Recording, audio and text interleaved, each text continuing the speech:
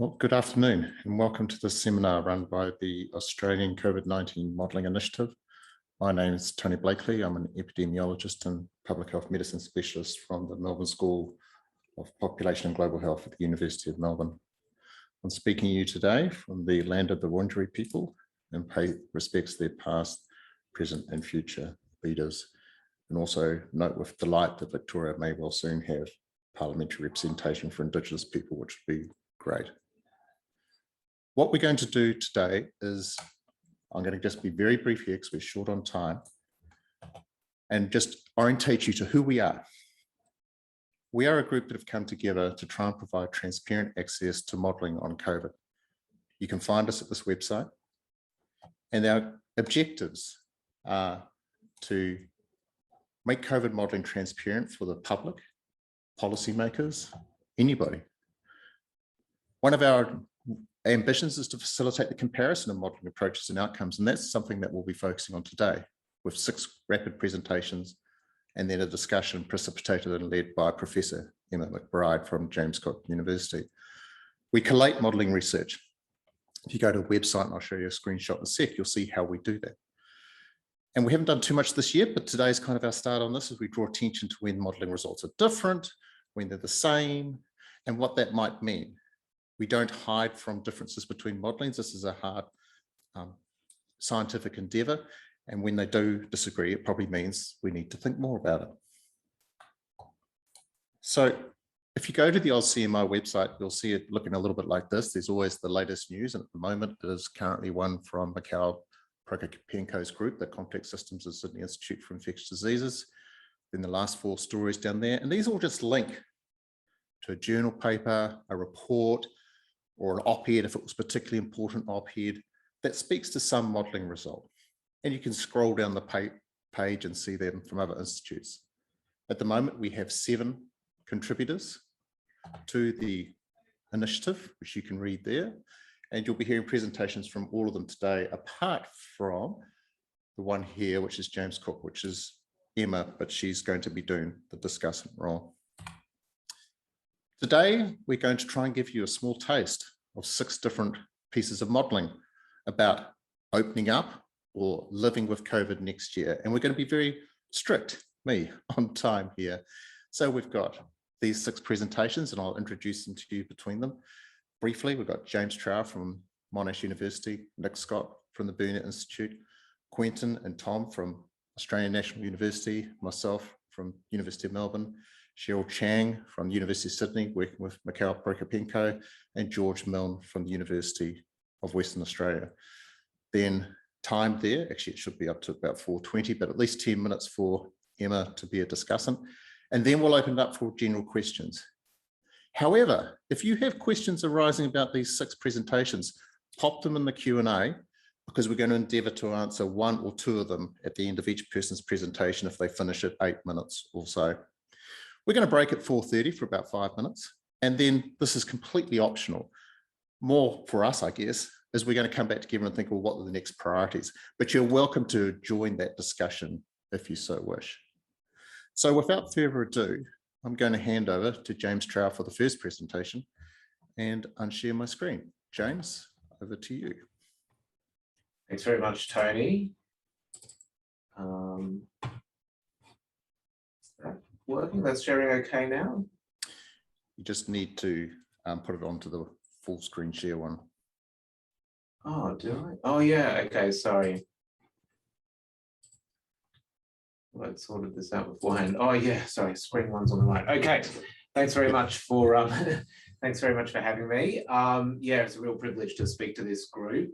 So I thought I'd talk particularly about our processes, because I think that a lot of the results of the modelling from our group and from other groups have been pretty prominent in the media. And so I wanted to use this presentation as an opportunity to step back and think about how we've had to adapt the way that we work to the COVID pandemic. I mean, clearly it's had a huge impact on everything, on health, on society in general, on the economy. It certainly had a huge impact on modelers and how we work and the amount of work that we're expected to do. And so I wanted to think a little bit about how we've tried to adapt our processes to the new challenges. But just to give you a little bit of background on our group and what we've been doing, at Monash, we're at the School of Public Health and Preventive Medicine. I've got a group of about 7 people who work predominantly with the WHO and with the Victorian Government Department of Health. And so we were involved with providing health service capacity predictions last year to the Victorian Department of Health. And again, we're doing that this year, which has been very challenging given the rate at which COVID moves. And you produce projections and a week later they're out of date and they need to be revised. I might briefly touch on a manuscript that we've now published in Nature Communications that came out a few days ago that was based on some of this work. And we've worked with 2 WHO regions. So I think we've had some influence at the Asia Pacific level, working particularly with countries' public health response teams. And we started fairly early last year working with Malaysia and the Philippines. And more recently, we've been working with the Southeast Asia region and have been involved in Sri Lanka and a few other countries that we've had perhaps a more capacity building or informal role with. So that's where I'm coming from in talking about this. We've generally applied this sort of model structure, and I'm really going to avoid as much as possible talking too much about the methods that underpin this, this model in this presentation, but we have an SCIR compartmental model that can be implemented in a deterministic or a stochastic way that employs age-specific interactions between population groups, a population structure that's informed by local information. We use this to try to sort of do everything at once, to incorporate mobility restrictions into the model as inputs, to think about the ways in which lockdowns or other restrictions may impact the epidemic profile going forward. We also try to draw out of this model the numbers of people that are admitted to hospital, the rate of admission to hospital and ICU, the numbers of people in hospital and ICU. And we usually, because of the constraints around providing projections to our stakeholders, we usually implement this as a compartmental deterministic projection and provide results under various policy response scenarios about what we might think would happen in the next month or 2 of the epidemic in particular. So to just give a quick taste of this work, this is a figure from the publication that I mentioned that shows what might have happened with Victoria's second wave had we not locked down as hard as we did last year, and predicts some pretty dire scenarios if we look at the sort of no response scenarios around what might have happened if we hadn't implemented face coverings, which I think is the purple line, or if we hadn't have locked down, which is the blue line, and then the green projections are if we had have done neither. So that's the sort of thing that we've been doing. But so just to sort of reflect on the workflow here, like before we started with COVID and before COVID emerged at the start of last year, we were mostly working with the Global Fund to Fight AIDS, TB and Malaria, and Emma McBride, who will be speaking later, was very sort of, I guess, the lead person in that work. We would often put together a sort of 50 to 100-page report explaining how we'd interpreted the TB situation in the local context for a particular country. And we would have about 6 months to work through this process. We'd often fly into country, which of course is not possible in the COVID era, understand the local epidemic with local stakeholders, build a model that was often tailored to the local context, and then provide results that would be used in funding applications and the cycle of funding applications to the Global Fund for these countries. This totally changed as soon as COVID arrived, and that entire paradigm essentially had to be thrown out the window. And so we now often are producing 2 to 3 policy briefs a week for various countries that we're working with. Often we're just providing the projections to the Victorian Department of Health, but it's just, it's a frantic cycle, very frequent teleconferences to understand and keep on top of the local epidemiology, things changing every week and needing to be updated. So to try to cope with this, we've tried to shift over to having more of like a pipeline approach. And this is one way in which I might try to sort of visually represent what we're doing. We have a single software platform that's housed on GitHub. We use online version control, and we try as much as possible to have a team-based approach to managing this code and to producing the outputs. So we have two mathematicians who are our infectious disease modelers who run the model in the middle, but we have the data scientist who works with the inputs and the outputs, and we have a software developer who tries to keep everything running smoothly as the pipeline progresses through, and we have an epidemiologist who is responsible for stakeholder engagement and working out what inputs and outputs we might need. And so as much as it's been extremely challenging, we've developed, I think, a platform on GitHub that has many advantages, including that it just runs much faster than it used to. I think critically it's robust and well tested, and this whole process of collaborative version control, I think, really facilitates that. And we saw, I think, at the start of last year with Imperial College's modelling, which was quite severely criticised in the media for the way that they'd approach things. One of the most strident criticisms was the idea that there could be mistakes in this huge block of code.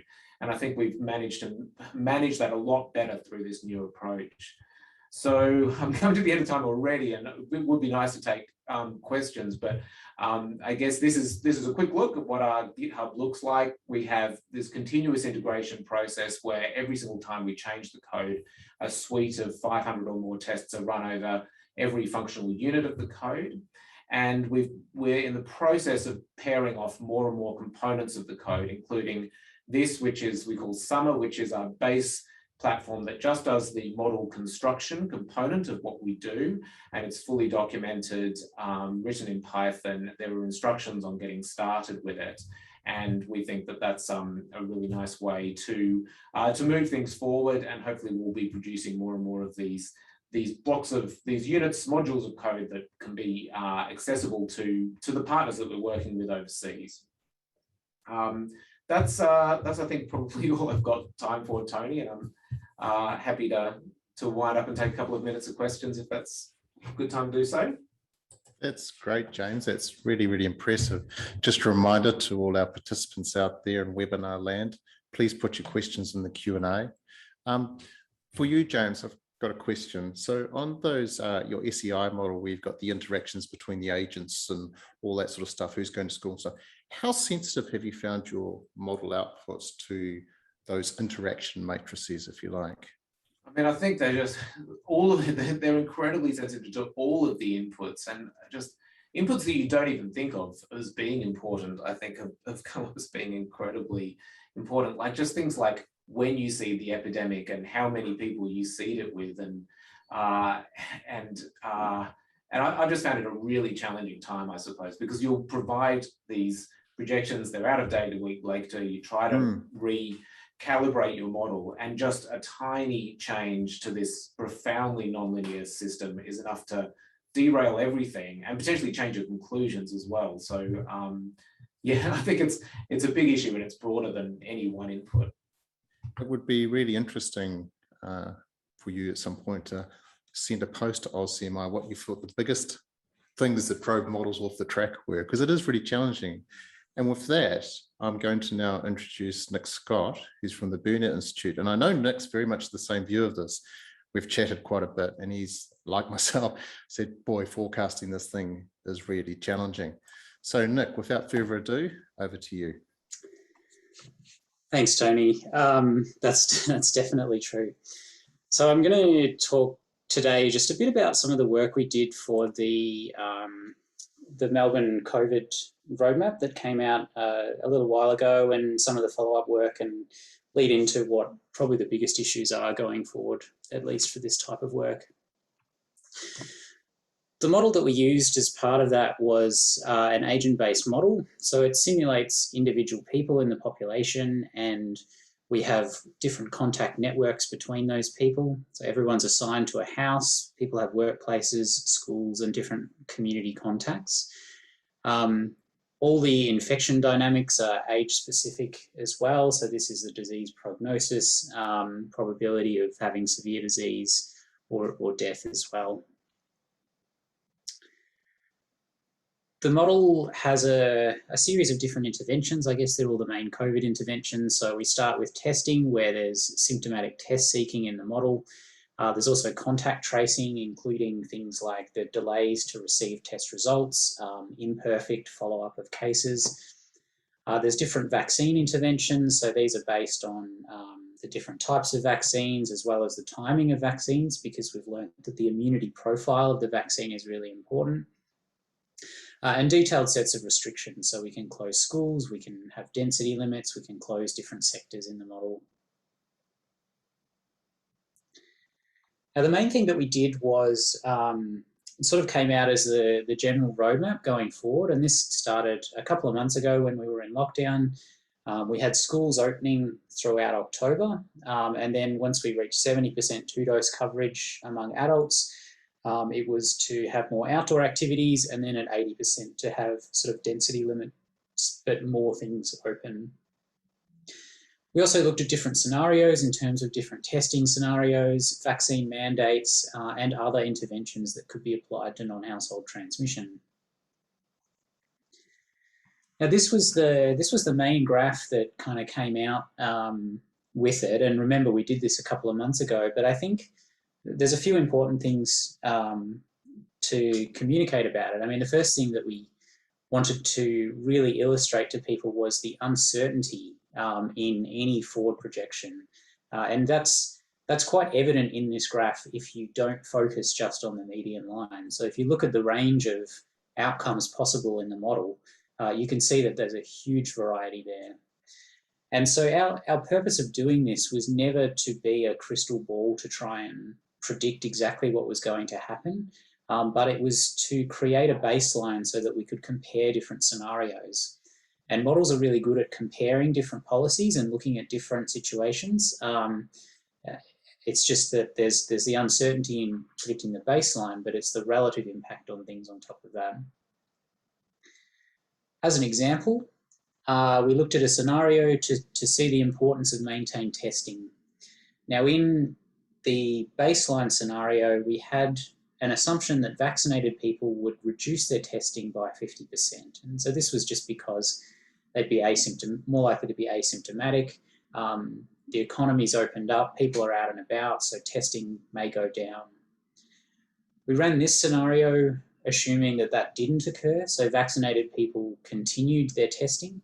And we can see it makes a substantive difference in this kind of flattening the second peak if we compare with testing reduced or testing maintained. We also looked at the impact of broader public health measures in terms of reducing non-household transmission. And so these are adding up all of the little 1%ers to get a 15% reduction. And what it showed us at the time is that things that are done early can have benefits later on. So all of these little public health interventions can have benefits. One thing that we learnt was that hospital and ICU demand are very difficult to predict because of the ways that health systems operate and adapt to the things that are going on around them.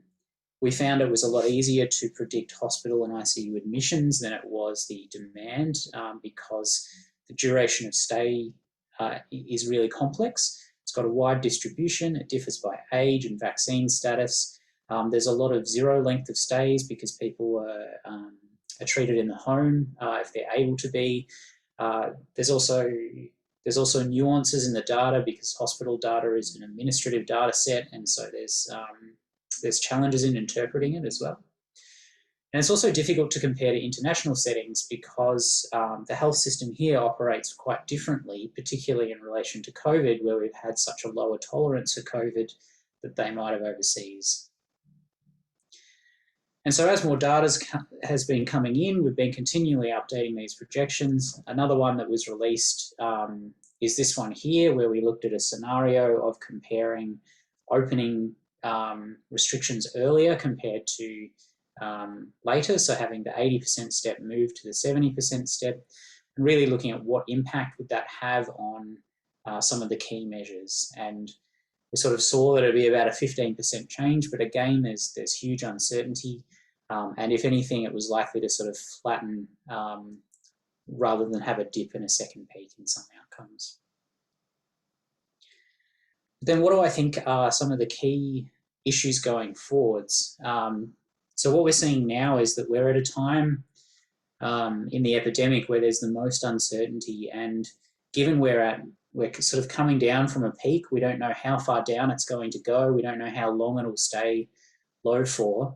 It's also difficult to compare to other settings. So Sydney is a direct comparison, and there's heaps of uncertainty in what's going to happen there. We seem to be approaching a threshold with vaccine coverage that we don't know how long it'll last and what will happen. But there's some things that we should feel really optimistic about. And I think that's the impact of vaccines on preventing hospitalisation given infection. It's not fully quantified, but the bits of data I've seen look really good. We haven't included boosters in this modelling, and there's been papers come out recently showing just how impactful these boosters can be. We haven't included rapid antigen tests. These are becoming available in different contexts, and this could lead to an overall increase in testing. And what we have seen is that that's really critical. We also don't know about seasonality. More people mixing outdoors has lower risk. And we also haven't included treatment, but again, there's studies coming out with new treatments that are looking really effective. So the things we should be concerned about is probably where the modelling is going to be, because we want to know what to do about it, and that's things like the waning of immunity from vaccines, people's continued testing and quarantine patterns and what that means. There's also some uncertainty in terms of the importation of cases from interstate or overseas. There's new variants, there's a whole range of issues like that that will be uncertainties going forward. So just to summarise where I kind of think we're at in terms of the modelling, we've been able to look at the peak that we've just had and see what some of the consequences of that would be. But we're really in a state of uncertainty at the moment, and I think it's difficult because no one likes uncertainty, but I think it's one thing that we need to be more comfortable with. If we change key parameters in the model, and this is what James said as well, you can get very different epidemic outcomes from different assumptions. And so this is just a part of, we're in a period where we need to keep monitoring the epidemiological and behavioural data until we get a better lock on the trajectory, and then we can do more. The international experience is extremely useful, but we need to be careful not to cherry pick, because you can find an example anywhere in the world to support the case you're trying to make. So we need to look broadly. And then moving forward, we need to understand vaccine profiles, new variants, the role of testing, the role of contact tracing, the role of quarantine, and when there's a need for restrictions and what they should be. So I will end there. Thank you. Thank you, Nick. That's very impressive, the Burnet modelling. Congratulations. There's one question here in the Q&A from Siddharth. I hope I pronounced that correctly. And I'll give it to you in the first instance, Nick. It says, for non-modelers, it seems like the range we see in forecasts from models is enormous, which you've just acknowledged. And it seems that in some settings, e.g. Victoria, the outcomes seem to match the model quite well. I think that's talking to you. In other settings, e.g. New South Wales, it seems that the experience is now proving to be much better than was expected. And then he's looking for that deterministic thing. What is the difference rather than just chance? Is it reasonable to think that the way the disease spreads is much more complicated than the explanatory factors that are used in the modelling? Any comment, Nick?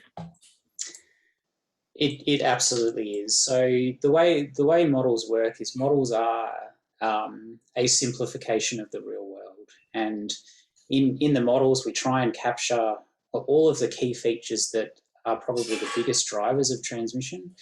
But there's a lot of unknowns, particularly human behaviour is very hard to predict. And so we don't know what people are going to do over spring and summer. And that's really tricky, because it's the behaviour, it's the contacts between individuals and the spread of infection in that manner that drives some of this. And so I think, I think there are a lot of unknowns, and we just, I guess everyone who's presenting today will acknowledge as well that we always continue to build these in more and more in the model as we learn more and more about them. Thank you so much, Nick. We're now going to move to the ANU team here of Quentin, Grafton and Tom Kompas. So Tom, Quentin, when you're ready, off you go. Thanks so much, Tony, and thanks for the opportunity to talk. It's very much a joint effort with myself and Tom Kompas at the University of Melbourne. If you could And just also, share, if you could just share it on the bigger I will view. indeed, thank you. It says screen sharing, so So if you make sure it's on slideshow and Yep. then share the slideshow, we all do this. good stuff. Yeah, perfect. And you can see the co-author there is Long Chu. He's at the ANU. So the three of us did this work. So Long is not on. It's just been presented by myself and Tom. I'm also speaking to you from a Ngunnawal Ngambri country. I pay my respects to the elders, past, present, and emerging. So let's get started. I don't think there's any motivation required for this presentation to the people who've joined in. It's just that of course, we do have a national plan. The national plan is based on vaccination rates. And so that's where we target our particular work that we're presenting here today. We do have other work, and very much the modelling side is based on work that Tom led, I was part of, that was published earlier this year. So it's probably worthwhile giving a summation of where we're at. It is like, living with COVID, but living with COVID, of course, does mean that some people are going to die, and it's worth looking at the preferences that people had back in August. That's August of 2021. And you can see the deaths, the fatalities in New South Wales and Victoria since 1st of July. So we're talking about Delta deaths. And we can see that the third wave is shortly going to surpass the summation of the fatalities in the first and the second wave. And thank God the numbers are falling, particularly so in New South Wales. But of course, we're not over this yet. So it's worthwhile highlighting that people will continue to die, and there will continue to be hospitalizations, regardless of the successes we've had in the last few weeks. So I'm going to pass to Tom, who's much more of a modelling expert than I am, and get him to talk through our particular model. Yeah, thanks, Quentin. I'll be brief. This is an upgrade of a model that we published last year. It's a simple compartment model, stochastic, dynamic, but now has an age structure attached to it with 10 different age classifications. There's also modules for vaccination, hospitalization, ICU, and a module for economy costs. Because remember, we're economists, Quentin and I, and our whole design here is to ask the question: what's the trade-off between economy costs per state or nationally and health costs? And in fact, the algorithm we use is remarkably straightforward. We ask the question: if you open up under different kinds of vaccination rates, what's the impact on both health and economy costs? And indeed, what vaccination rate minimizes the sum of those two components? That's the key, as you'll see. You minimize the sum of health and economy costs with the right vaccination rate, you get a better outcome. The paper is available on SSRN and easy to find there. And there's a link in the paper to the code in a public repository. So all this was done in MATLAB. Easy to find the link. If you have trouble, just let us know. Back to you, Quentin. Yeah, thanks, Tom. And of course, as highlighted by both James and Nick, there are a lot of uncertainties when we do these sorts of models and modeling. Not the least, of course, is what's going to happen to vaccination rates. A whole range of assumptions that need to be made when you're projecting outwards under various scenarios. So we're putting up front at least some of our key costs, because as Tom highlighted, what we're looking at are costs in terms of continuing with a lockdown, postponing an opening up, so to speak, and then the costs, of course, associated with continuing that lockdown. So the one side, you've got the avoided losses by waiting longer to open up. On the other side, you have the so-called economy costs associated with lockdown. So you've got to know what both of those costs are, or at least have some measures of them and some parameters associated with that. So the hospital costs come from work that Tom led and that was published earlier this year. The loss of life comes from the Prime Minister's office. Recovery time comes from the various assumptions that are out there in the various literature. And then the Treasury costs, as in the Australian Treasury, at a national level, which we've converted down to an individual state level. Plus we have assumption around costs associated with WA, which of course is not in lockdown, but it does have costs associated with border controls. So this is what we have in terms of vaccinations. And it's probably worth highlighting, Tom, do you want to highlight that this was from October 11th, current as of October 11th. So we had our modelling start date on October 11th this year. And vaccinations seem to have gone up at a faster rate than we were projecting. So that's good news for Australia. Not good news, so good news for in terms of our modelling results, but much better that we get our modelling wrong and get better outcomes. So the key then is to present a series of results, and we did so for New South Wales, which we haven't included. It's at the back of this presentation if you want to have details around it, for Victoria and for WA, Western Australia. The Western Australia case is different to the other two eastern states in the sense that we're looking there at opening up, not in a lockdown case, but in terms of opening up the state to visitation beyond the current state of rules. So let's have a look at the Victoria results. So these are in thousands, and there's a lot to pull together, but we were projecting from October 11th, and remember Victoria opening up didn't happen on October 11th, it happened after that, although it started in New South Wales on October 11th. So you see a projection going up there for various vaccination rates. So the red, yellow, and green, they're associated with 70, 80, and 90% vaccination rates. And then you see the mean values and the bands around that, both in terms of cases, active cases, a peak of cases, sometimes around 70 days, hospitalizations, ICU admissions, ventilation, and total deaths. We see, we projected anyway that certainly at a 70% opening up vaccination rate, we would have trouble in Victoria in the context of ICU staff beds. And then what we did is put together the total costs associated with different vaccination rates across, and you see this on the horizontal axis, the vaccination rate. And we see going down as the vaccination rate goes up before we open up. We see the health and welfare losses decreasing because, of course, more people are vaccinated before you open up. On the other hand, you see the lockdown costs increasing. They're cumulative over time. They're increasing, and so you've got to have that trade-off. And the point that you minimize those costs is in the case that we presented in our projections. Remember, it's modelling start date of October 11th. Was 93%. So it's a much higher vaccination rate than in fact has happened in Victoria. So we had WA's results, which were different again in the sense that they were looking at a state border controls. So we have total number of cases much less than the Victoria, not surprising in terms of the starting at different initial conditions. And then we're looking at, again, the red, 70%, the yellow 80, and the green is 90% vaccination rates. So as was announced by Premier McGowan on Friday, November 5th, there is in fact, has been decided it will be 90%. So you can look at the green lines as what we're projecting, which are very, very minimal impacts, assuming of course they don't get COVID before and they reach that target at 90% community transmission, that is.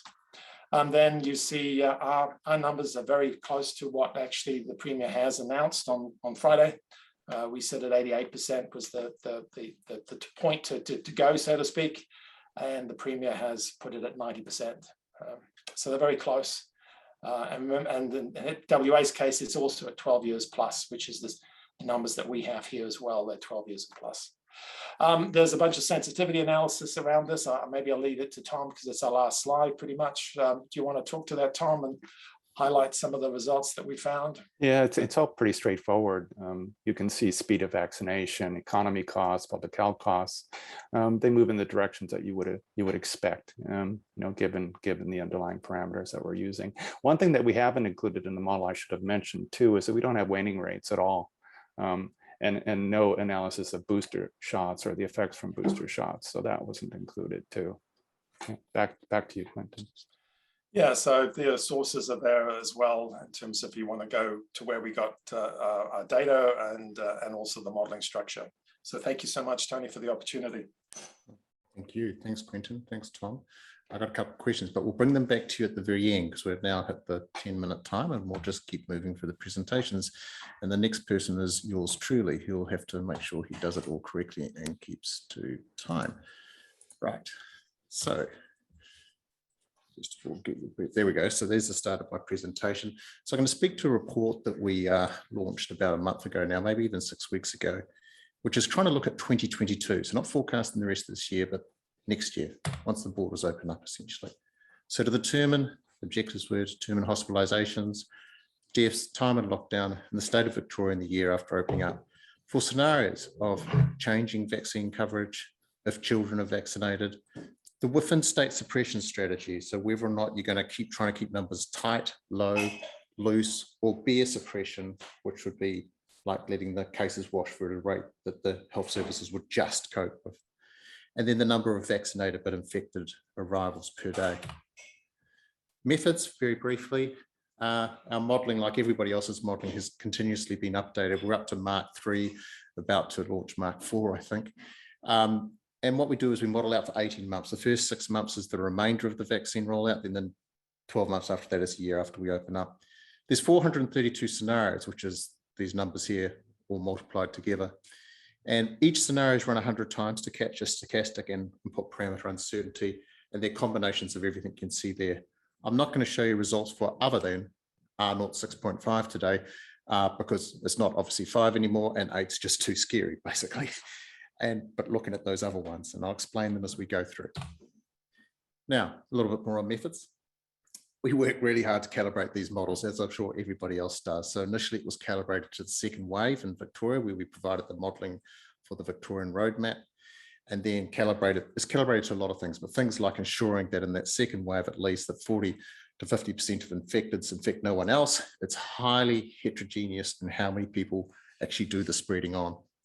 It's calibrated to contact tracing, so that basically we work off an assumption that at 5 cases per day, the old days when we did elimination strategy, that you'd find 90% of infected contacts in 3 days. I won't speak to all of this, just the second bullet point under the next one. This is important. It's set up to have a vaccine efficacy against any transmission, so any infection, of 60% for AZ and 80% for Pfizer, both with wide uncertainty. And then we also assume that if you are vaccinated but unlucky enough to get infected, you may have some reduction, but somewhere between 0 and 50%, because it genuinely is very uncertain. That's just some of the examples, the parameters. So you can explore it all at the website link there. Just Google pandemic trade-offs and you'll hit it.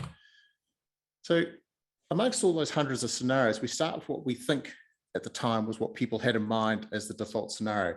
80% of adults vaccinated, loose suppression, so running at something like 300 cases per day in Victoria, something like that. And this model's dynamic, so the Chief Health Officer keeps stepping in and putting lockdowns on or escalating up and down public health and social measures as required to keep at the level that you set. 1 vaccinated but infected person per day. Now that's equivalent to 750 people in Britain jumping on a plane, having been PCR tested 3 days before and all double vaccinated. At the current infection rates and vaccination rates in the UK, for every 750 people coming to Australia, you'd expect 1 to sneak through and possibly start an outbreak here. If they're also tested when they get off the plane with a rapid antigen test, it might halve to 1 in 1,500 rather than 1 in 750. For the scenario, doesn't look too bad on the infections, 320 per day, given our current numbers, that's not too bad. 4,000 hospitalizations over the whole year. Notice the uncertainty, but still not that bad over the whole year. 860 ICU admissions, not bad. Then you get to the lockdown. Over half the year in lockdown to achieve that, which is obviously unacceptable. So we then walk through a number of other scenarios. I'm just going to briefly walk through this one and then to here.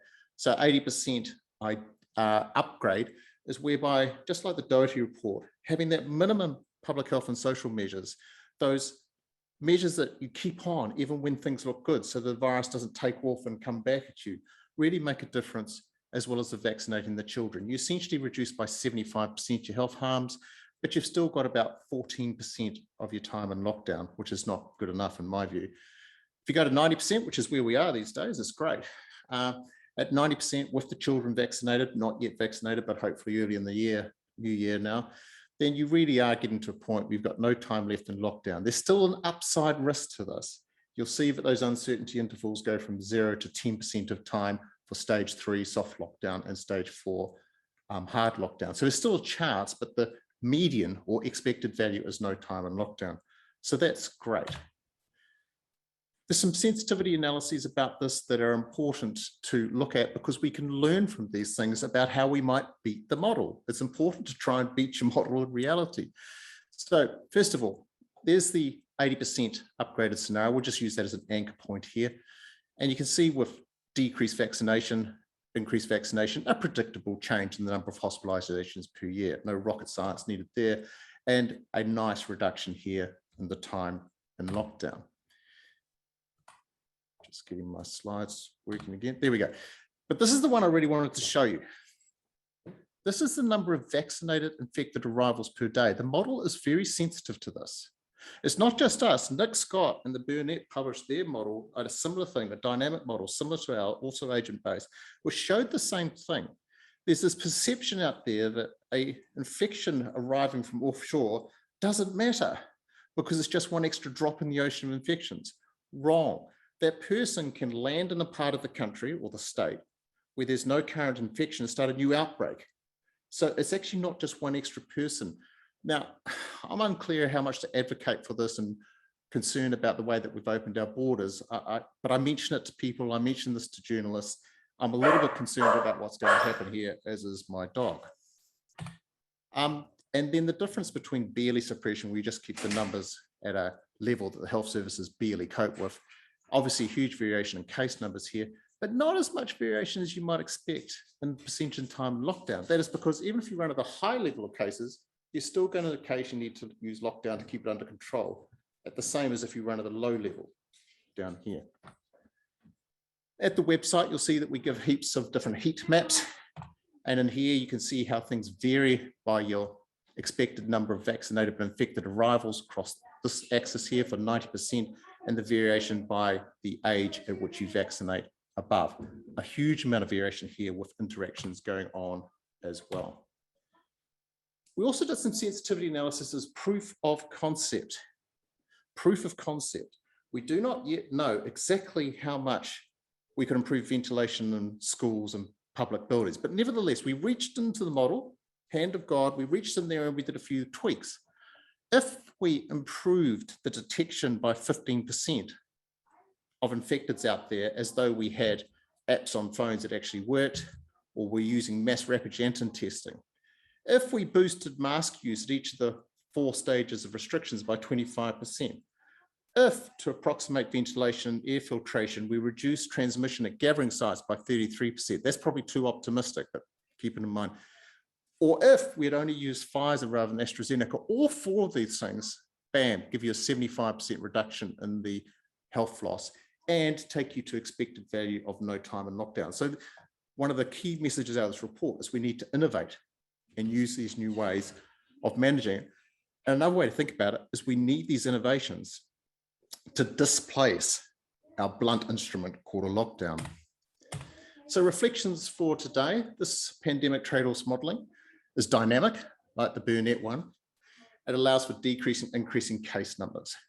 Both studies demonstrate the importance, or at least hint at the importance, of these vaccinated but infected arrivals. Our modelling doesn't include boosters, so think of it as if boosters were applied to maintain roughly the same level of immunity over time. Limitations of our modelling, there's only 2,500 agents in here. We work hard to scale it up, so computational efficiency of just 2,500 agents, but it does create some structural limitations on what the model can do. It's only as good as the input data. For example, we modeled 80% protection against reinfection, but there's recent data suggesting that if you've been infected once, your protection is much higher. Probably wouldn't make too much difference in this model because not enough of the Victorian population is infected after the first year for that to be big. I've already talked about this one, the reduction in your onward transmission. The original Doherty report was a 65% reduction. When we replace these numbers with 65%, it makes a massive difference. All models are sensitive also to the proportion of the population that are asymptomatic. But back to the vaccinated but infected arrivals from quarantine-free travel. I think that's my main give to you today of a substantive measure. We need to watch this space, and I'm concerned that, particularly after the new year, once people's vaccine immunity is waning, that may become a bit of a curse for us, and we may even have to end up closing schools or something to compensate for having borders that are open to travellers coming in from high infection countries. All right, that's me done. I've used up my 10 minutes. So I'm going to unshare and immediately hand over to Sheryl. All yours, Sheryl. Thank you. Sheryl is from the University of Sydney. Right, let me just share my screen. Did it pop up successfully? Yep, and you'll just need to do that screen, you know, the full screen thingy. Here you go. Beautiful. Thank you, Tony. Thank you. Thank you for having me. I'm Sheryl. I'm with the Complex System Research Group at the University of Sydney. I'm working with Professor Mikhail Prokopenko and also with other colleagues. Mikhail is also with us today. So today I'd like to present to you our latest modeling result on the Delta outbreak pandemic wave in Australia. So most of us would have followed the case numbers very closely, but just quickly to refresh our memory, the Delta outbreak started in June this year, and then back then the vaccination rate was fairly low, below 5%. And then over the next 4 months or so, 4 or 5 months since June, then the case numbers started to climb up, and then they peaked in middle October. And that's when we reached a much higher vaccination rate with the accelerated vaccination rollout scheme. So that shows that the task of modeling Delta is not only about transmission, it's also about the accelerated progressive rollout of vaccination together with other non-pharmaceutical interventions, lockdowns, case isolations, etc. So what we did was that we used an agent-based model that accounts for demographics, mobility, and infection. And that model we call AUSCMI, the agent-based model of transmission and control of the COVID-19 pandemic in Australia, which generates 24 million agents that resemble the Australian population. So this is an ongoing research effort that started last year. We first used model calibrated to the first COVID-19 wave last year. From March to June, that's what this figure showed. That's how it's calibrated last year. And then this year, we recalibrated the model to match the epidemiological evidence of the Delta strain. So some important features of the AUSCMI as an agent-based model, it has 24 million stochastically generated agents. So the population profile generated tracks the features from the census data. So accounting for sex, age, and household composition. So there'll be different household sizes across different local areas, and also agents commute between their residence and work. And for kids, they will also travel to school and back. So that different mixing, social mixing contexts allow for different social interactions. That transmission can occur in different settings, from household to community to working groups and schools. In terms of seeding, we place the infection seeds as like imported from airports, but for the Delta outbreak, only the infection seeds were only imported from Sydney. That's how it's originated.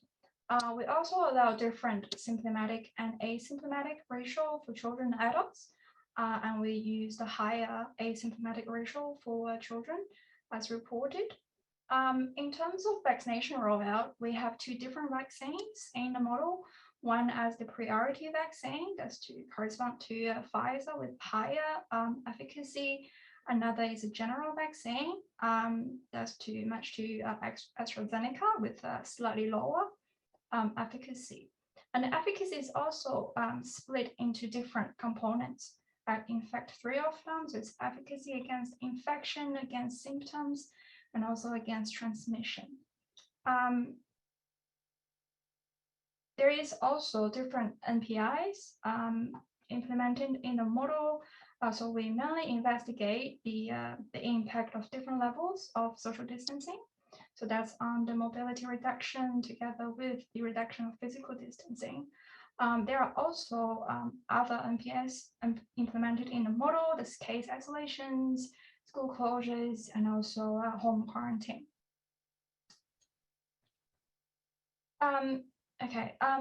For results, we show that for 3 different social distancing levels, from 40% to 60%, they are colored by the legend, and the actual numbers are traced by the dark black marks.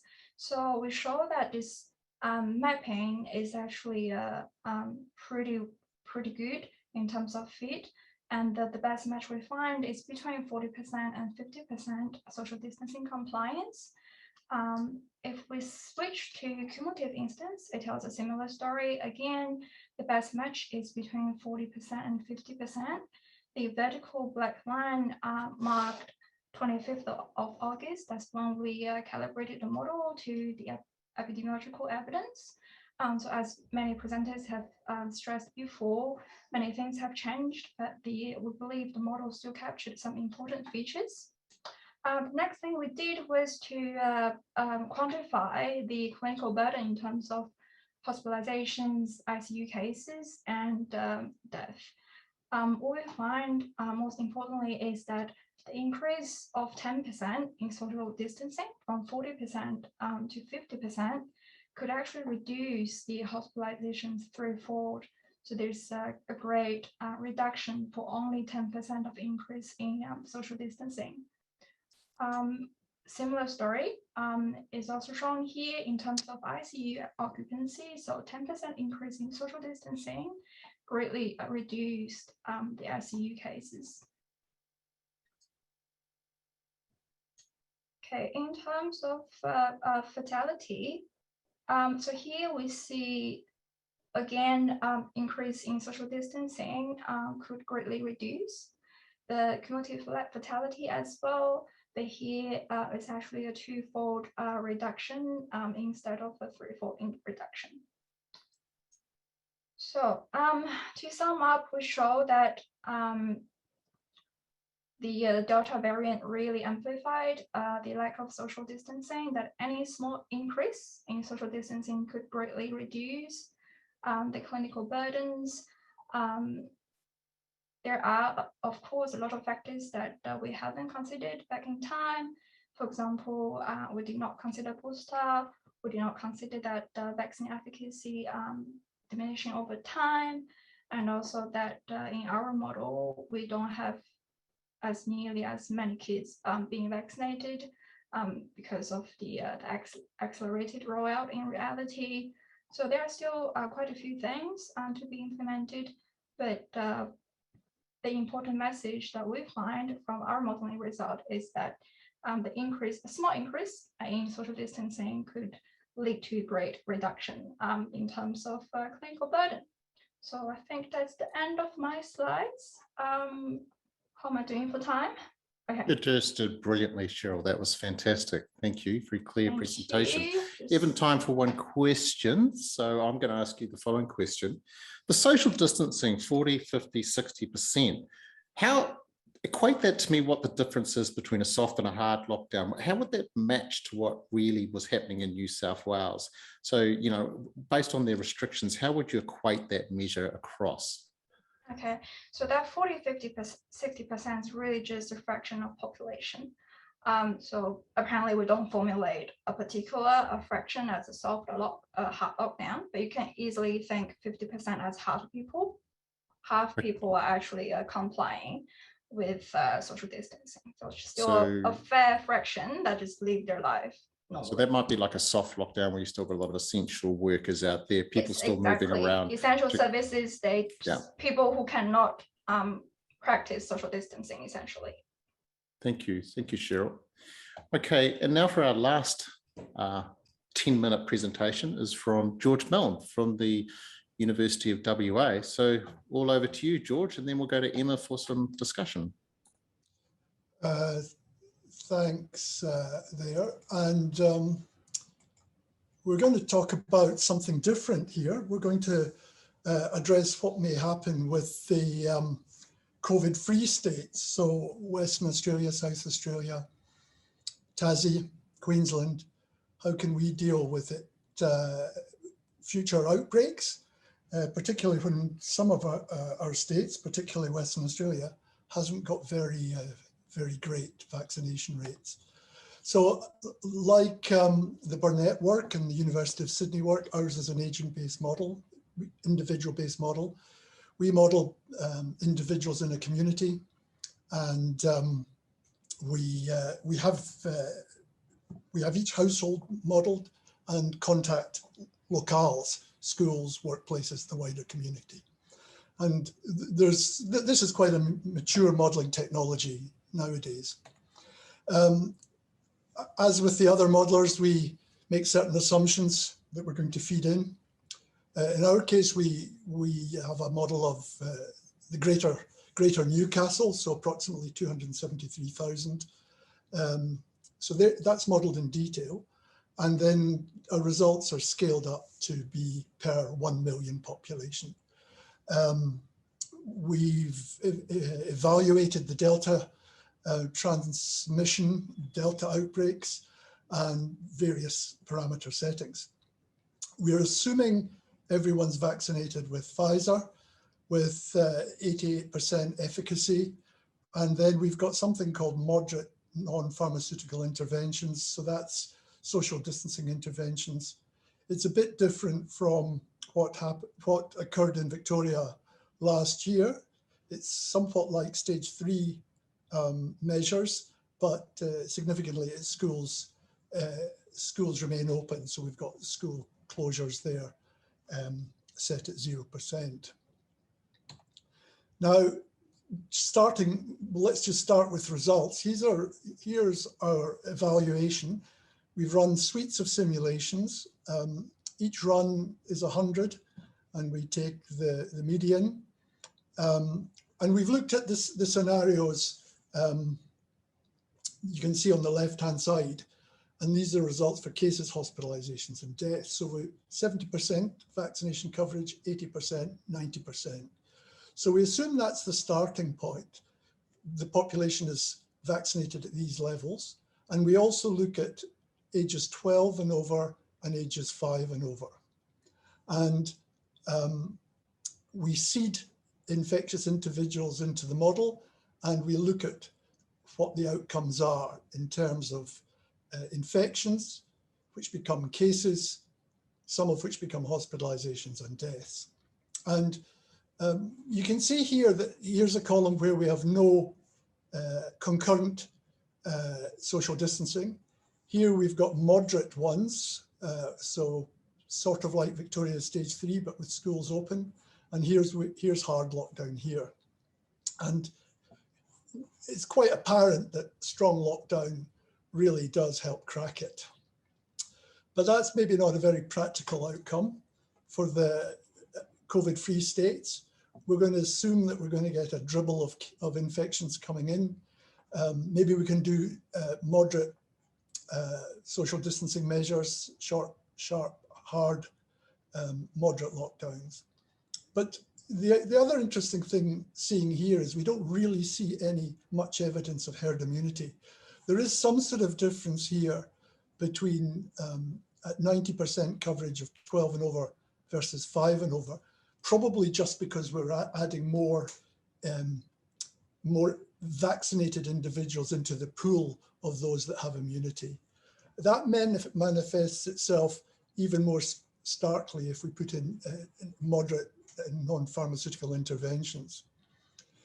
What we did to convert cases into hospitalizations was use really good data from the UK of a 6-week period during their Delta outbreak, which gives us these ratios between cases and hospitalizations and cases and deaths. Very quickly, here's Delta outbreak response, daily cases per million. Clearly, adding in moderate non-pharmaceutical interventions is effective. Higher vaccination rates are needed. And if we go to adding in younger children, school-age children, as well as adolescents, that makes a big difference as well. So these infection epidemic curves, or in this case, cases per million, sort of follow a pattern. Hospitalizations, well, we can see again that these are total, but we can see by age group how different interventions contribute to mitigating against deaths, primarily in elderly age groups. All this data is in a medRxiv paper that we published on their platform last month. Deaths per million, again, using UK data to get a case fatality rate. We can see the benefit of, for example, adding ages 5 to 11 alongside 12 and above. So that would be school vaccination programs, perhaps, can really drop the death numbers down. And again, looking at peak hospital bed demand, here we're looking at hospitalizations with over a 2-week period summed to try and work out what the excess COVID-19 hospital bed demand is. And again, same pattern. And so that's all we're wanting to say here. But this work we've done that we finished last month is focusing on COVID-free states, trying to see how we can reopen borders and manage it in a safe way. Interestingly, we see that 90% needs to be vaccinated to really make a difference. That's the threshold that WA promulgated on Friday last. And the vaccination program here in WA is focusing on ages 12 and above, and hopefully 5 to 11-year-olds thereafter. Thanks. Thank you very much, George. We've got time for one question. I'll just throw it to you, George. So there was a sort of seeding of a number of cases coming into WA when the border opens. Did you then look at not constant, but repeated introductions and how to cope with that? No, we just had seeding for an initial duration to kick off an outbreak. We can do that. We can have constant ongoing seeding. And in fact, that's the work we're doing at the moment. But what we were trying to do was focusing on the difference between different vaccination strategies. Can we, the difference between 80% to 90 and different age groups, right. And get the relative benefit of the higher rates and also the interplay of some form of lockdown. Great, thanks, George. So just before handing on to Professor Emma McBride, I just want to say thank you to the speakers. Everybody kept beautifully to their 10 minutes. That was impressive, guys. And also to you, the participants out there, please start logging in your Q&A questions that we'll pick up after Emma's discussion. After Emma's discussion, we'll go back around the presenters in case they want to comment on anything that Emma's raised, and then open it up to everybody out there. Please log in your Q&A into the Q&A slot, and I'll keep an eye on that and prioritize those questions for when Emma's finished. Emma, over to you. Thanks very much, Tony. Okay, so that was a fantastic lot of 6 different models. I'm going to be talking kind of across the different models under different headings and try and bring out what's the same and what's different about them. Now, I'm not going to get everything right because I've seen the slides, but I don't know all the models in great detail. So please feel free to correct me at the end or forgive me if you don't have time to correct me. All right, so we saw 6 models. 2 out of the 6 were compartmental ordinary differential equation deterministic models, and the other 4 were agent-based models. So each sort of individual, if you like, was represented, and they were stochastic. There was lots of similarities between the models in terms of they were all dynamic. They all tried to capture some element of public health intervention, either, both vaccines, case detection, isolation, differences in mobility, public health social measures like school closures. And they, I think, all tracked cases, deaths, and some element of the healthcare system, such as hospitalizations or time in intensive care. And some also captured other things like time in lockdown and the cost, of course. And they all had sort of differences in epidemiological states, so susceptible, infected, recovered, and so on, and also across age groups, and some also healthcare states, so whether or not you're in the health system impacted on it. Okay, now looking at the agent-based models, there was a 10,000-fold difference in the number of agents. We went from 22,500 up to another 100-fold higher than that, to 250,000, and then 25 million. So that's interesting, and I know that there are various ways that you can work around different scales of the models that Tony might talk to a bit more. But I guess it depends on the purpose of the model. And George, for example, was talking about a particular community, whereas Sheryl was talking about all of Australia. Okay, so that leads us on to the next feature of models, I think, that are really important, is how they capture uncertainty. And the 4 agent-based models were stochastic, whereas I believe the compartmental models were both deterministic. So stochasticity is one element of uncertainty, but then there's also the uncertainty around the parameters and perhaps some structural uncertainty, not quite knowing how people might respond to different public health interventions, for example.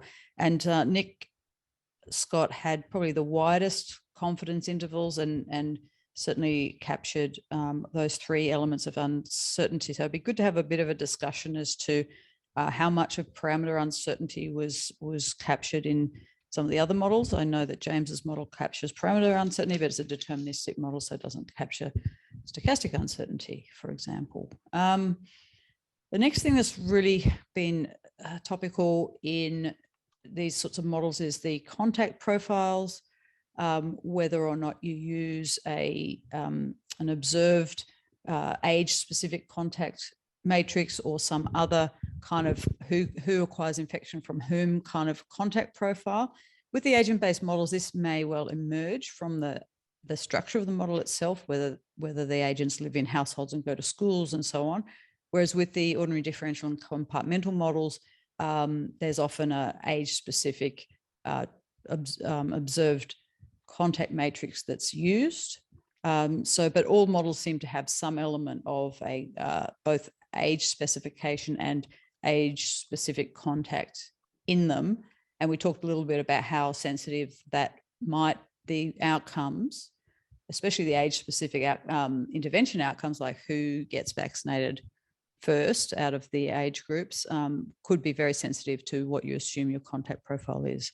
I think that's worth a discussion. And while we're talking about age, the models all looked at different COVID-specific age effects, such as different death rates, different hospitalization rates, but slightly different ways looked at the infectiousness and susceptibility of people by age. So some had differing clinical fractions, but perhaps not differing susceptibility, whereas some had both. So that's interesting too. And interestingly, so Tony, I'm very interested in your imports discussion. Like I personally can't quite see how one import a day will make a difference when you've got 1,000 cases. But so I'd be really interested to hear a bit more about that. Other groups didn't have imports; they just had one seed or a couple of seeds. Other groups had very, very detailed geographic information, whereas some were focusing on one community, some had meta-population models, for example. There was some slight differences across the vaccine components. All of the groups modeled the vaccine considering its several components, not just one. So, for example, its impact on transmission as well as on susceptibility. And there's also additional impacts on severity and whether or not you get symptoms, slightly different parameters used by different groups as well. And while we're thinking about different parameters, different groups had different assumptions around the relative risk of asymptomatic infections, the duration of infectiousness, and the clinical fraction, and slightly some differences in the impact of, or the rate of case detection. Some was informed by the amount of testing, others was assumed to be a certain amount per day, presumably based on what was observed. So there were some differences on the impact of on the actual case detection rate. So moving on to sort of some real commonalities in the findings, there was definitely a lot of agreement on the importance of early and initial conditions and how much they could sort of, I guess, escalate over time. A lot of agreement on the importance of case detection and isolation, which I find interesting, sort of somewhat, I wouldn't have expected to be quite so important. And of course, the importance of vaccination and I guess the importance of potentially vaccinating younger people in order to reduce severe disease in the older people. One thing that was different was going back to uncertainty, was the uncertainty intervals around the outputs, very different. And so I think that's something that's worth a discussion again. So how much uncertainty is going in and how much uncertainty is coming out, and what's driving the differences between the models. So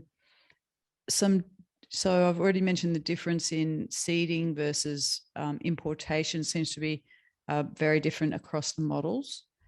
And there have been, I think there are some differences around what the threshold vaccination rate should be. So we had George at the end talking about needing to have 90% of the 12 pluses. Now, obviously going back to the original Doherty, they seem to think that 80% of 16 pluses was sufficient, although they never talked about it being anything like herd immunity. And I think that's also worth a discussion across the group as to, is there something, it would be good to have a consensus as to whether what the rate is. Is it as high as 90% in the 12 pluses, which would certainly align with my work, that would be about right for herd immunity or close to. I wouldn't necessarily call it herd immunity, but some element of herd protection as well. Yeah, I think that's my take on the models. I was looking for trying to sort of trying to work out, well, what assumptions were made by different modelers and how did that then transfer through to the conclusions and the findings. And to me, that wasn't clear. Certainly, I think there were different assumptions around how good the vaccines were, and that may play a role in some of the findings. And there were some differences around the amount of case detection under different scenarios, and the findings, the outcomes were very sensitive to that. Okay, that's my discussion of the 6 models.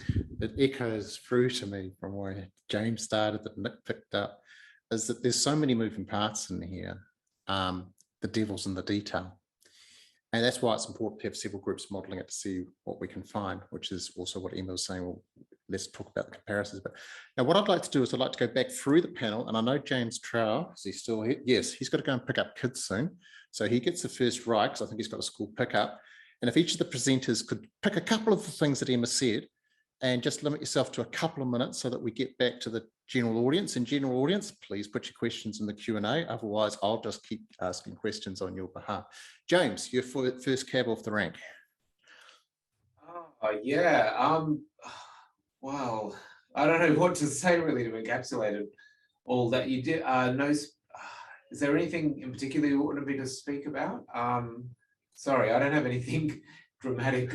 Well, how about the issue of uncertainty? So Emma's saying, gosh, that Burnet modelling shows a lot of uncertainty. What are you other dudes doing? I think that was paraphrasing what she was saying. Yes. And so I guess, so, I mean, Emma covered this as well in relation to our model, that one of the reasons why we keep it set to deterministic most of the time is in order to really look at the parameter space and to explore that and to say, if things are going to go bad or if they're going to go well, what is the particularly important quantity or input to the model that is going to drive that? So I guess like we have found that that's, I think, something we think is particularly important, although, I mean, there's always more uncertainty in so many aspects of the model than you could ever explore. Like, I mean, even the decision to use an agent-based model or a deterministic simulation in the first place is sort of a structural issue around the model that really introduces a whole load of different outputs, and then how you build the model. Is it SEIR? You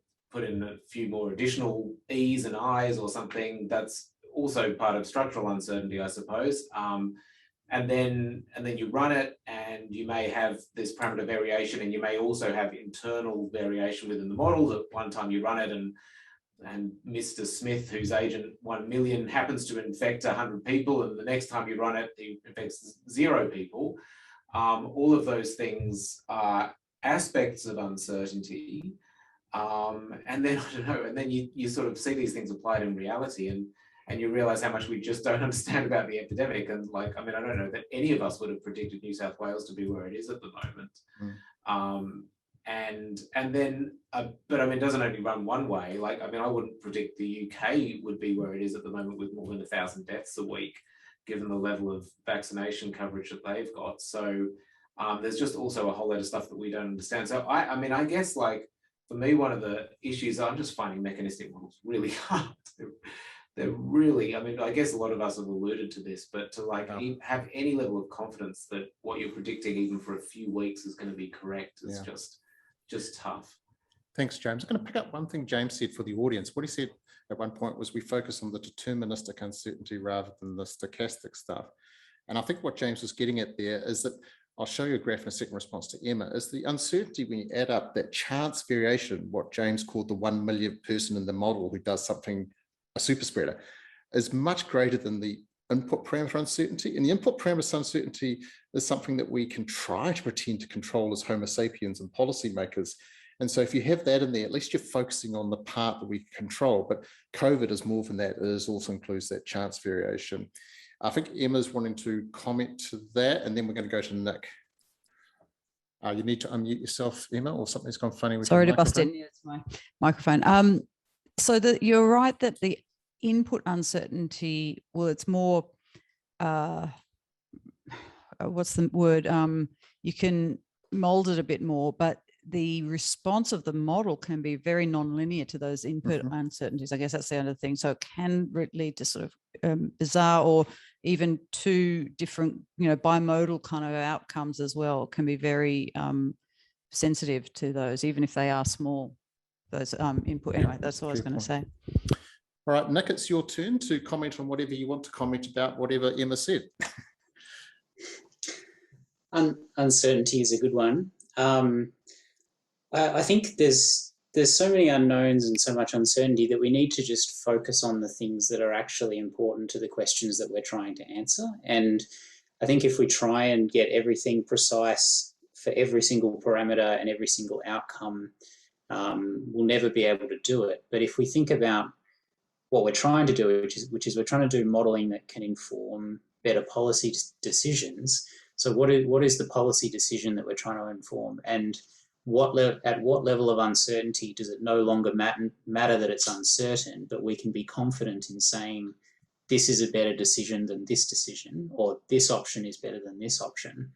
And so it doesn't really matter if we're able to predict with complete confidence what the outcome will be. It's the confidence in one scenario being better than another scenario that we're the most interested in. And so I think that alone narrows down the list of parameters that we need to be most concerned about. And it's really about looking for thresholds in some of those parameters. So at what point would different parameter combinations change our decision or change our minds about different decisions? And so that's probably one point that kind of helps in conceptualizing this. And maybe for anyone who's not a modeler that's listening in, that's one thing to help understand as well.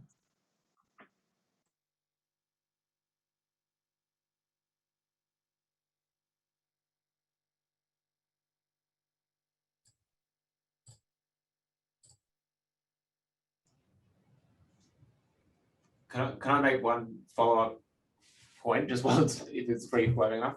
That, yeah, I mean, I think like the advantage of focusing on the parameter uncertainty is that when you then show this huge spread of results and you say, well, cases in a month are going to be somewhere between 10 cases a day and 1 million cases a day or something, as we sometimes do with the models that we produce at Monash, that you can then, the question you always get after that is why? Well, what is going to make it 1 million cases or 10 cases a day? And then you can sort of hope to answer that. Well, we don't understand the extent to which AstraZeneca modifies onward transmission or something, and that's the really key question at the moment. So, thanks, James. I realised I was on mute. I've just been told. Oh, sorry, I probably talked over you then. No, I was the one being a goof there.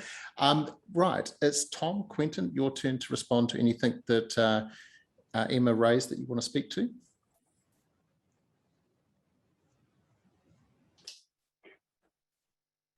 Not really. Emma did a great job in presenting a whole series of models. I think this issue that we raised, and of course we weren't alone in this, is the issue of the vaccination rate. And you know, we've got this issue, not in this modeling context, but maybe for some of the people who are listening in today, that somehow or other the vaccination rates, they're sufficiently high enough, are sufficient to you know, live with COVID. I know the models don't think that, but it's worth highlighting that the error of that thinking. So first of all, that vaccination rate, that magical vaccination rate, was initially talked about in terms of herd immunity, which we've talked about 90% plus.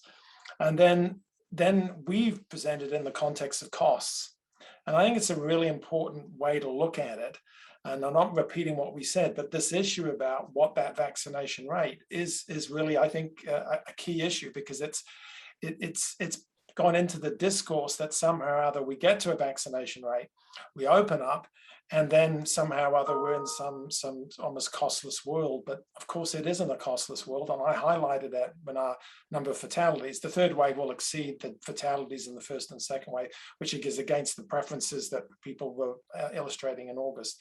So I think that's worth highlighting. And of course the three legs of the stool, so to speak, we've got vaccinations, you know, we've got the testing and tracing issues, and that was raised in the context of the rapid antigen testing, and of course with the PCRs that we've been doing since the beginning.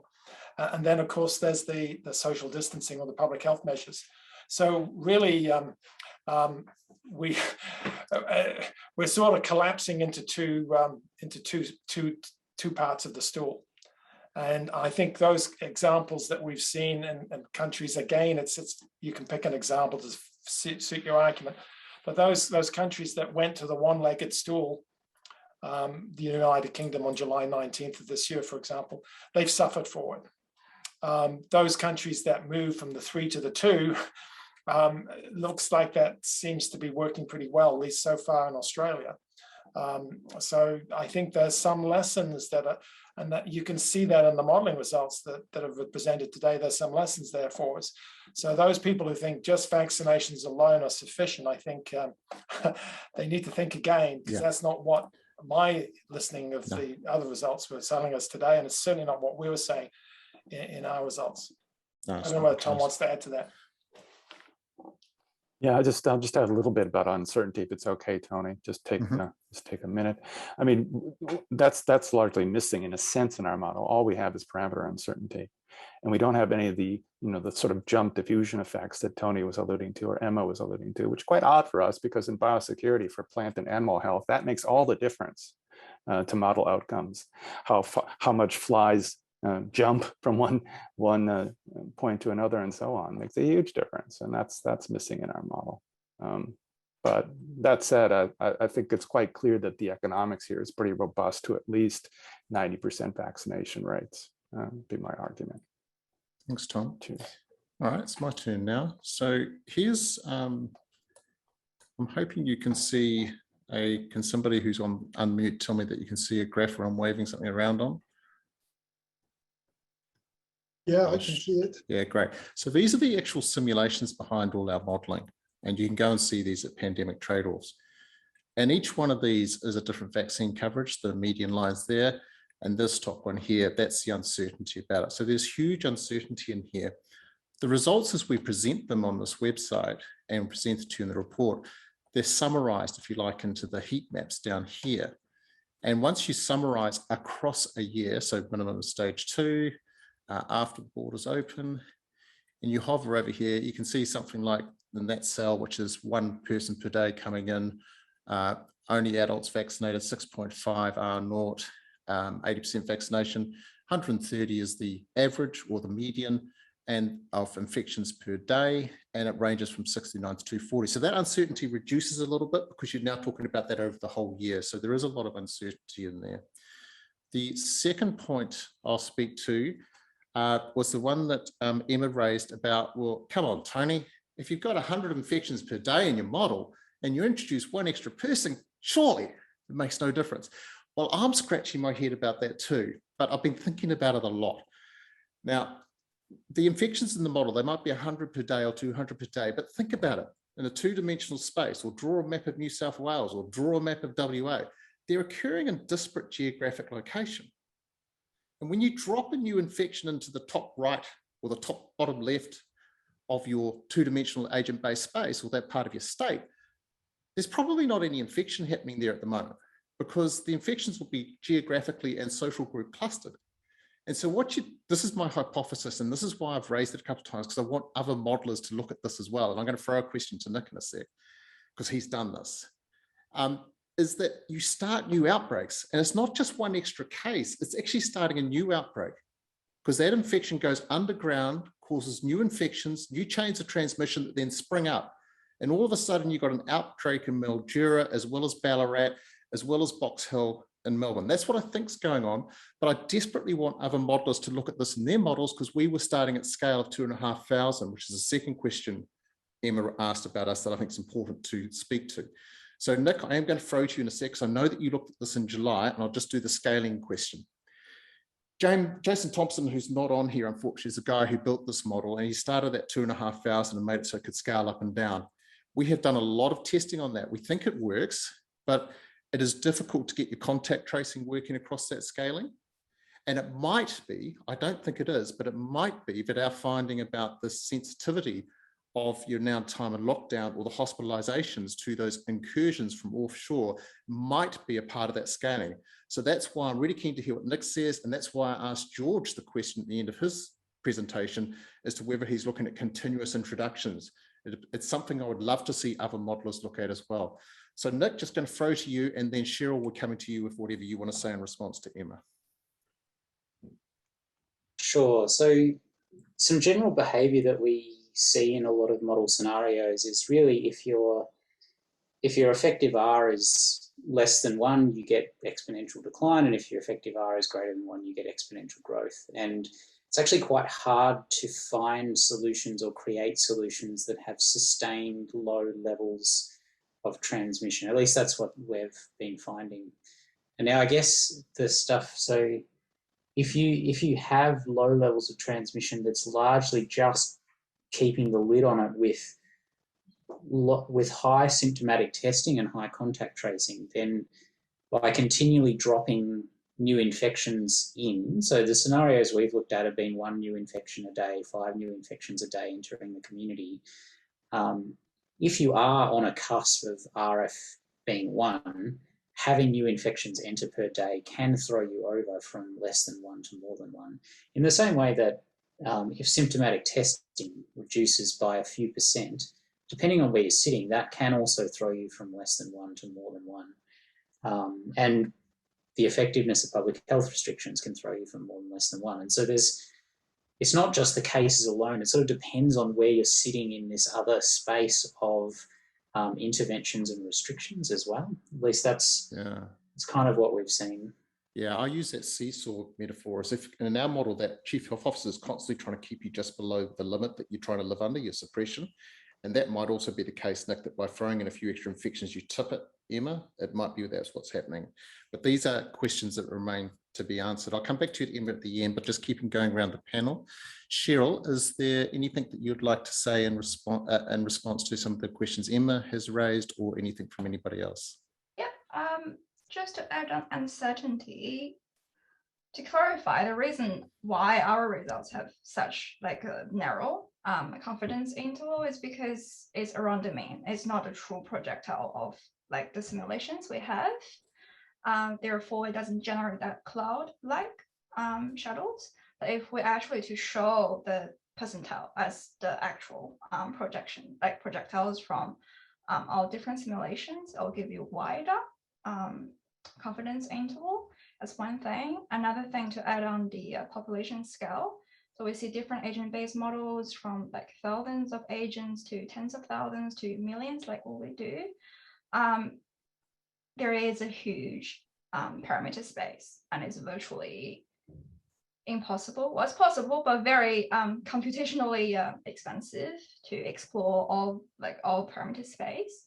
So therefore, our focus was onto identifying transitions, critical behaviors that can sort of reflect the features, and also that by choosing to have this 24 million agents, our simulation will definitely take longer, probably, than the other groups. So it's always a bit of trade-off here. It's hard to be perfect at times, and Mikhail can probably add on that too. Yes, Mikhail's got his hand up, so we'll throw to him. On the way to throwing to him, our panelists here on the panel, if you could go through the Q&A and if you can answer some of those with a text response, that'd be great, because as predicted, the question's coming in right at the end. Yeah. Mikhail, to you. Yeah, thanks, Tony, and thanks, Sheryl. I'll try to touch on some of the questions in Q&A as well. One aspect that we didn't cover that much is the multiplicity of waves which happen in these dynamics. We did mention that, for example, vaccine efficacy wanes over time, and then boosters could complement that waning efficacy. So there is one oscillatory dynamics. On the other hand, there is fatigue with social distancing. Like people comply strongly in the beginning, then this compliance dips, and then given high risks, it may go up again. People asked at the Q&A that there is population density changes. So that's not a temporal wave, it's a spatial wave. We have high density in metropolitan areas and low density in rural areas. So when you look at these spatio-temporal waves, you could have what physicists call interference. You could have this wave stacking up, right? If you have, say, all negative aspects, low efficacy, fatigue and social distancing, and high density stacking up, you could get something like what we observe right now in the UK, when population has been vaccinated earlier in the year, but people are now completely fatigued with social distancing and stay-at-home orders, and the density is high, you get 50,000 cases a day. In New South Wales, we have a very high vaccination rate, reaching to 95%, say in ACT, for example, and it's been done fairly recently, so it's still efficacious. The density in New South Wales in regional areas is fairly low, and social distancing compliance, I would argue, is still no lower than 30%, 25-30%, and mobility data confirm it. So the positive effects stack up. And when we have this interference, essentially all waves combining in a positive or negative way, non-linearity matters a lot. As Sheryl showed, 10% change in social distancing could give you a threefold change in hospitalizations and obviously in case numbers themselves. So this is something that many models, including ours, do not account fully, this nonlinear waves combining. That is something that we may want to look further on.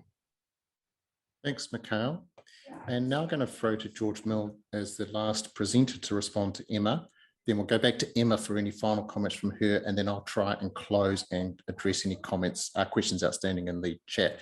George, to you.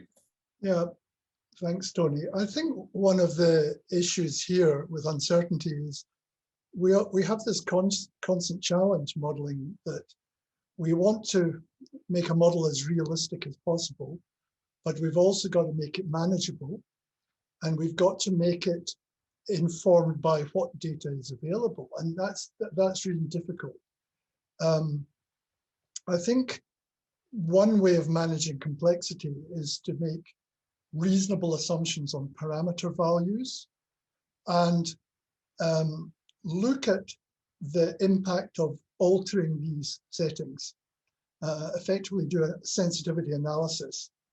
And I think as a sort of defense, what we're often interested in doing is seeing how, for example, with everything else remaining the same, and here's an example, what's the difference between 88% vaccination coverage in ages 12 and over versus 93%. And the rest of the parameters are fixed, but the coverage is altered. And we want to see how that may impact, if you like, modulating or suppressing a new outbreak. And I think that approach is manageable, and it's, I think, effective in giving us answers to specific questions. And I might add another thing, and it's really slightly orthogonal to that. For the COVID-free states, reopening borders is really going to be a challenge. We've got such low vaccination rates in Western Australia. Some states like South Australia have decreed that they will reopen at a particular date, but not on a particular vaccine coverage level. WA has done it differently. They're saying we're going to reopen after we get 90% of 12 and over. And it's interesting there that how does modelling inform these decisions? Clearly, if you're picking a date, it's almost like plucking a number out of a hat. We just don't know how things are going to play out. That's a general comment. Thanks. And just before I hand to Emma, I can't help but comment on your comment, George, because I've been dealing with New Zealand media where they're keeping Aucklanders locked up to 90%. And I'm saying, well, actually, you might be at your maximum immunity now because the waning immunity amongst those already vaccinated will continue to go down while you're chasing the rest up to 90%, which is an empirical question for modelling, actually. But anyway, over to you, Emma, and then I'll wrap it up once you've finished your reply. Thanks, Tony. I am also very interested in that vaccine date versus threshold, versus proportion vaccinated. And the problem with proportion vaccinated, George, is that you'll have people campaigning not to get vaccinated because they don't want to open up. And those, I mean, I think it's more than a modelling problem, that one. I think it's very much a social and political problem, just another point. But and it also gives people some certainty and for their decision making, they know when the state borders are going to open, so they can make rational decisions as rational agents, I guess. Anyway, that's just another aside. Thank you very much for. Do I get the last word? No, I think Tony might get the last word straight after me. This is great. So look, I mean, I hope no one saw what I said as any sort of criticism. It's just what I wanted to do was point out the diversity in the models, and I think that diversity is very, very valuable. There might be the occasional differences in the models that we'd prefer to resolve and to make sure we're all on the same grounds, particularly around parameters as new information comes in and we get closer to estimating. I've just seen the comment, closer to estimating good parameters such as the impact of vaccines and as that gets refined, for example. But generally modelling what the diversity we've seen in the modellings today, I think is a very valuable thing. And it's valuable for a couple of things, for several reasons. One is, despite the differences in the modelling, we can come upon great commonalities. And I think the main one that came through is that vaccination is good, public health social measures, and case detection and contact tracing and isolation is good. And we really need both to have very high impact on the COVID, especially with Delta now, on the COVID outbreak. So I think that's come through from all of the models. But then there's differences as well. And so differences at the point of critical behaviour changes in the models, like where herd immunity might come in. And then we talked about the differences in terms of the impact of importations, and we can think through why they may be different in different modelling situations. And one of the things, and also things like if we have thresholds in capacity, then we can get really non-linear changes. So, for example, I would think sort of some bifurcation phenomenon where we have when we have thresholds in capacity that in the health system that can get overwhelmed. And so I think importations could potentially lead to a large change for that reason as well. All right, so yeah, we talked a lot about uncertainty. There's a difference between uncertainty in forecasting, where really you need to sort of think about all of the various uncertainties, and they could be stochastic, meaning essentially things that we can't consider or control at all. They could be differences in uncertainty around parameters, but that was pointed out very importantly that doesn't necessarily need to translate to uncertainty as to whether an intervention will be impactful or not. And so, yeah, there are some differences as to how you should potentially analyze the uncertainty in those two different things. So I think it would be, I would hate to be a forecaster at the moment in terms of COVID, but I think it's much easier to sort of say, well, we know all else being equal that say vaccines will have a certain impact. I think that's the main thing I want to say in addition. Thanks, everybody. I think there were some great models, very well explained. Thanks very much for letting me be the discussant. Back to you, Tony. Thank you, Emma. Just briefly, some of the questions that we haven't addressed. Fiona Russell saying that Delta transmits just as much amongst children or less amongst children. My understanding was it was just as much among children for Delta, but I noticed your link there, and certainly we'll be looking at that. Robin Newson says, how do us modelers determine if it's endemic? I'll answer for myself. It's if you don't eliminate it. So you've got low numbers, you relax, they go up again. So you're always going to get some wave function with an infectious disease with waning immunity and the virus finding clusters of people who are not vaccinated or got higher density behaviors, but it's just essentially when you don't have elimination happening anymore, in my view. Tom Kotasimbos, sorry if I pronounced that incorrectly. Could I ask your experts to comment on how the predictions from the model is communicated to the media, and in the very reality that they're predicting, even how this may vary across cultures? That is a massive question, Tom, so we don't have time to do that today. I'll just have to say that, yes, we can cause endogeneity, because if we tell the world what our model says, they might come back and change it. So it's a very dynamic interplay, but we don't have time to go into that today. I'm sorry. Robin Newson also asked, what role does population density play when seeding occurs in a particular location? I think Mikhail did answer that quite well, talking about the density and the fact that you get these non-linearities jumping in there. So if a virus drops in a highly dense place and they're not in lockdown, then it's got more chance of going off than if it drops in a rural area with low density, for example. So I think I've picked up the major questions there. So I'd like to, again, thank all the presenters. I'm getting sunstrike, as you can hear here, so it's probably time to get off. Thank you all for the participants. I hope you found that useful. The AUSCMI website will have a video recording of this, so feel free to pass that on to people who couldn't attend today that you think might be interested in this. We are now going to take a little wee break for the panelists and come back to a rapporteur session. I've realised because we're doing a webinar, it's not going to be that easy for the audience to participate in that rapporteuring. So we'll just keep it as the panelists. So Liz, I think it's now time to cut loose our audience out there. And if people on the panel just stay on the panel for a sec. Thank you, Liz.